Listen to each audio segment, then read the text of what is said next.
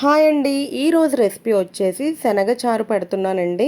పొయ్యి మీద మరుగుతూ ఉండగానే తినేయాలనిపిస్తుంది. చాలా బాగుంటుంది. తప్పకుండా ఒకసారి ట్రై చేయండి. ఇప్పుడు చూపిస్తున్న ఈ వాటర్ వచ్చేసి మార్నింగ్ నేను పూరీల్లోకి చోలే అంటారు కదండి, తెలుగులో కాబోలి శనగలు అంటారు కదా, అవి కర్రీ చేశానండి.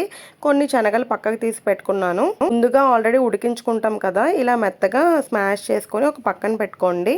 ఇప్పుడు ఏ గిన్నెలో అయితే రసం పెట్టుకుందాం అనుకుంటున్నారో ఆ గిన్నె తీసుకొని ఇందాక చూపించిన కాబోలి శనగలు వాటర్ ఉంటాయి కదా, అది కూడా వేసేసుకొని స్మాష్ చేసుకున్న శనగలు కూడా యాడ్ చేసుకోండి. ఇప్పుడు యాడ్ చేసుకోవాల్సినవి అన్ని యాడ్ చేసుకుందాం. ఆనియన్ కూడా పెద్దగా కట్ చేసుకొని వేసుకోవాలి, పచ్చిమిరపకాయలు, అలానే ఒక టొమాటో ముక్కలుగా అయినా వేసుకోవచ్చు, ఇలా అయినా వేసుకోవచ్చు, కరివేపాకు, అలానే కొత్తిమీర యాడ్ చేసుకోండి. ఇప్పుడు వచ్చేసి కొంచెం చింతపండు యాడ్ చేసుకోండి. చారులో మనం ఎలా వేసుకుంటాం అలానే వేసేసుకోవచ్చు.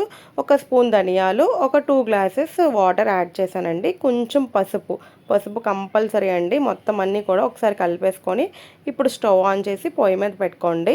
ఇప్పుడు మూత పెట్టి కాసేపు వరకు మరగనిద్దాము. ఈ శనగచారు వచ్చేసి ఇలా శనగలతో అయినా వేసుకోవచ్చు, లేదంటే పూర్ణం బూర్లకి పప్పు నానబెట్టుకుని ఉడకబెట్టుకుంటాం కదండి, ఆ వాటర్తో కూడా చేసుకోవచ్చు.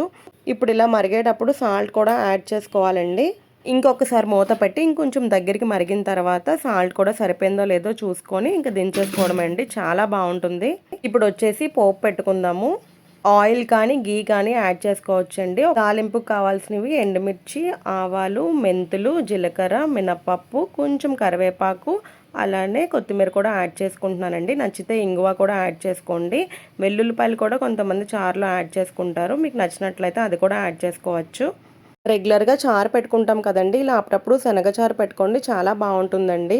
దీనికి కాంబినేషన్ గుత్తి వంకాయ కర్రీ, కొబ్బరి పచ్చడి చేశానండి. తప్పకుండా ఒకసారి ట్రై చేయండి. మరెన్నో వీడియోస్ కోసం లైక్ చేయండి, సబ్స్క్రైబ్ చేసుకోండి. Thank you for watching.